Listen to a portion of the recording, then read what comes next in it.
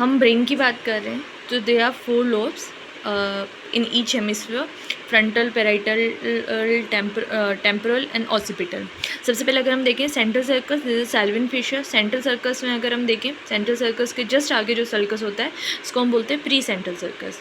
इन दोनों के बीच में जो एरिया है, this is a motor area. Main जो मोटर एरिया है वो आपके पास ये होता है, न्यूरोकॉर्टिकल एरिया। उसके अलावा अगर हम देखें तो 6, 8, 8, एरिया नंबर 6, 8, 8, ये जो होते हैं दिस आर जस्ट मतलब adjacent to the motor area. इसको एरिया नंबर 6 को तो हम बोलते हैं प्री मोटर एरिया। उसके अलावा हमारे पास होता है सप्लीमेंट्री मोटर एरिया जो इन दोनों को सप्लीमेंट करता है, और उसके बाद होता है फ्रंटल आईलिड। So total 4, 6, 8, 8। उसके बाद उसके अलावा हमारे पास होता है free frontal cortex. Free frontal cortex अगर हम देखें 9, 10, 11, 12 कॉग्निशन एरिया होता है मेनली, और 44 and 45 this are Broca's area. Broca's area जो है वो होते हैं। अब यहाँ पे अगर हम देखें, this is superior frontal gyrus, middle frontal gyrus, inferior frontal gyrus. Inferior frontal gyrus में आपके पास होता है 44, 45। ये जो सुपीरियर फ्रंटल गाइरस है वो मिडल वाले सरफेस में कंटिन्यू करता है as a superior frontal gyrus, और इसी के नीचे आपके पास अगर हम देखें ये सिंगुलर सल्कस होती है, और दिस इज सिंगुलर गाइरस हम कह सकते हैं। और एडजेसेंट यहीं पे अगर हम इसके जस्ट एडजेसेंट मतलब इसके मिडल सरफेस में अगर हम देखें तो ये क्या होता है, पैरा सेंट्रल लोब्यूल। मतलब कि सेंट्रल वाले के पास में जो लोब्यूल है that is a paracentral lobule, और एक और होते हैं आपके पास सिंगुलर गाइरस। तो this all are part of the frontal lobe. So सबसे पहले अगर हम देखें फ्री फ्रंटल कॉर्टेक्स की अगर हम बात करें तो यहाँ पे हमारे पास 4 सरफेसेस होते हैं, 4 एरियाज़ होते हैं। फ्रंटल पोल होता है, एक ऑर्बिटल एरिया होता है, एक मीडियल सरफेस है, एक डॉर्सोलेटरल सरफेस है। Each have different function. अब हम एरिया वाइज पढ़ते हैं, जैसे कि सबसे फर्स्ट होता है हमारे पास that is a 4 primary motor area. इसके अंदर होती है बेड सेल्स, और बेड सेल्स क्या करती है, इसमें लो एम्पलीट्यूड पे भी इसकी है ना जो एक्टिविटी है उसको इंक्रीज़ करके रखती है। सो बेड सेल्स की वजह से इसको लो वोल्टेज इनपुट ही चाहिए होता है। अगर हम इसमें देखें एरिया नंबर 4 के अंदर मेनली कॉर्टिकोस्पाइनल ट्रैक कितने होते हैं, 30% होते हैं। 30% जो होता है area number 6 and 8 that is supplementary, and area number 6 pre motor area अगर हम कह सकते हैं। तो इन दोनों में 30% कॉर्टिकोस्पाइनल ट्रैक्ट होता है। 30% हो गया। उसके अलावा 60% है in the spinal sensory part के अंदर है। सेंसरी वो हम बाद में देखेंगे। सो मोटर एरिया में अगर हम देखें तो इसका जो मेन काम होता है वो फाइन मूवमेंट्स को करवाना, डिसीजन मेकिंग करवाना, ठीक है। 6 और 8 का काम होता है इसको सप्लीमेंट करना, supplementing by posture making, antagonist muscle के इनिबिशन के थ्रू।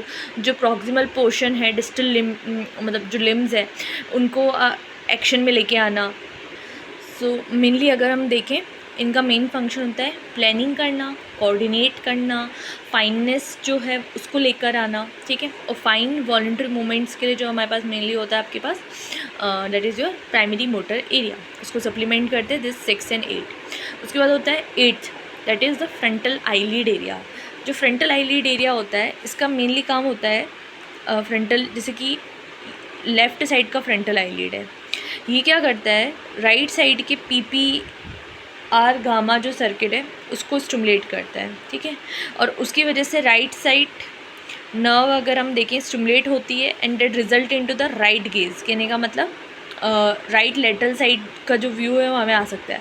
सपोज़ मान लो कि लेफ़्ट फ्रंटल आईलिड में लीजन हो जाए तो वो पर्सन जो है वो सेम साइड दे सकता है, मतलब इप्सिलेटरल साइड देख सकता है, लेकिन कॉन्ट्रालेटरल साइड जो है वो देख नहीं पाएगा, बिकॉज वो किसको सप्लाई कर रहा है, लेटरल रेक्टस मसल को।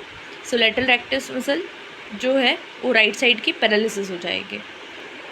अगर हम देखें जो मेनली सुप्रोलेटरल सरफेस होता है उसकी सप्लाई होती है मिडल सेरेब्रल आर्टरी, और जो मिडल सरफेस होता है उसकी सप्लाई होती है anterior cerebral artery. Anterior cerebral artery की अगर हम बात करें, अगर इसका लीजन है तो मेनली जो पैरासेंट्रल लोब्यूल है, सुपीरियर फ्रंटल गाइरस है, ये सारे पार्ट जो होंगे इसकी सप्लाई नहीं हो पाएगी। That result into the urinary incontinence हो सकता है, या उससे एसोसिएटेड सिम्टम्स आएंगे। अब ये जो मिडल सरफेस होता है, तो मिडल सरफेस मेनली जो होता है होमिनिकुलस के अकॉर्डिंग ये किसको सप्लाई करता है, लेग्स को मेनली सप्लाई करता है। So contralateral lower limb paralysis ज़्यादा देखने को मिलेगा। बट जो मिडल सेरेब्रल आर्टरी होती है उसका सुप्रोलेटरल सरफेस फेस वाले पार्ट को, अपर लिम्ब वाले पार्ट को ज़्यादा सप्लाई करता है। So contralateral upper limb head and face जो पाल्सी जो है वो आपको ज़्यादा देखने को मिलेगी, या फिर वीकनेस ज़्यादा देखने को मिलेगी इसकी। जब कभी आपकी प्राइमरी मोटर एरिया में अगर मिडल सेरेब्रल आर्टरी से रिलेटेड अगर ना इशू लीजन है तो यहाँ पे इरिटेटिव लीजन हो सकता है, that result into the marching and Jacksonian types of seizures हो सकते हैं। प्री मोटर एरिया जो होता है उसका मेन काम होता है सिक्वेंसिंग ऑफ मूवमेंट को करवाना, and that result cause more spasticity, less paralysis with primitive reflexes जो होते हैं वो क्या होते हैं, प्रेजेंट होते हैं, ठीक है। और यूरिनरी इनकंटिनेंस जो होता है वो कंटिन्यू कर सकता है अगर प्री मोटर कॉर्टेक्स जो होगा, प्री मोटर कॉर्टेक्स, ये आपका pre motor cortex continue with the paracentral lobule. Last है Broca's area inferior frontal gyrus के अंदर, ठीक है। हायर सेंटर्स होते हैं for speech and expression purpose अपन कह सकते हैं। इनका मेन जो काम होता है डेट इज सिंटेक्स, ग्रामर और फ्लुएंसी ऑफ स्पीच को मेंटेन करके रखना। ये किसका फंक्शन होता है, आपके ब्रोकाज एरिया का फंक्शन होता है। फिर अगर हम देखें प्री फ्रंटल कॉर्टेक्स में सबसे फर्स्ट है dorsolateral surface, then middle surface, और उसी तरह से यहाँ पे हमारे पास होता है फ्रंटल पोल और ऑर्बिटल सरफेस। जैसे डॉर्सोलेटरल सरफेस अगर हम देखें मेनली काम होता है एग्जीक्यूटिव फंक्शन। एग्जीक्यूटिव फंक्शन में जैसे कि गोल डायरेक्टेड एक्टिविटी करने के लिए, टाइम फ्रेम डिपेंडेंट एक्टिविटी करने के लिए कि इतने टाइम में इतना काम हो सकता है, ठीक है। एसेस करने के लिए, एनालिसिस करने के लिए काम को, ठीक है, प्लानिंग करने के लिए। फिर टाइम फ्रेम जो है वो हम क्रिएट करेंगे। कॉग्निशन इनिबिशन या रेस्पॉन्स इनिबिशन। कॉग्निटिव इनिबिशन अगर अपन देखें, कॉग्निटिव इनिबिशन क्या करता है, ब्लॉक्स द अनवांटेड थॉट्स, और रेस्पॉन्स इनिबिशन क्या करता है, इम्पल्सिव रेस्पॉन्स जो आ रहे हैं उनको रोकता है। तो दो फंक्शन है, अनवांटेड थॉट्स को उस प्लानिंग एंड एग्जीक्यूशन के साथ अनवांटेड थॉट्स को रोकना है, और जो इम्पल्सिव रेस्पॉन्स है उसको भी रोकना है। और फ्लेक्सिबिलिटी, जो भी वर्क कर रहे हैं हम उसको maintain the composer and perform the simple task के लिए फ्लेक्सिबिलिटी क्रिएट करता है। फिर होता है medial surface. Medial pre frontal की तरह अगर हम देखें एनर्जाइजेशन एंड मोटिवेशन में काम आता है। अगर ये नहीं हो, मतलब इट हेल्प्स टू कम्युनिकेट, ठीक है, helps in setting up and show interest in the conversation. अगर हम देखें अगर ये लॉस हो जाए तो पेशेंट को क्या हो सकता है, apathy, then abulia, and then akinetic mute जो है वो आपको देखने को मिल सकता है। इसमें मेनली जो इन्वॉल्व है डेट इज सिंगुलेट गायरस। जैसे कि देखो मिडिल सरफेस पे क्या आपके पास फ्रंटल लोब का पार्ट, सिंगुलेट गायरस जो होता है वो इन्वॉल्व हो जाता है, ठीक है। सो पेशेंट क्या माइल्ड में तो एपैथी, एबुलिया एंड एकेनेटिक म्यूट देखने को मिल सकता है। फिर ऑर्बिटल फ्री फ्रंटल कॉर्टेक्स अगर हम देखें, सो ऑर्बिटल फ्री फ्रंटल कॉर्टेक्स अगर हम देखें behavioural response based on the reward and punishment, ठीक है। सो इसमें जजमेंट, पेशेंट की इंसाइट, जो problem solving capacity, fluency, abstract thinking, ये सब जो हो जाएगी वो वीक हो जाएगी। फिर फ्रंटल पोल अगर अपन देखें मेनली सिंपैथी एंड एम्पैथी के लिए रोल होता है इसका।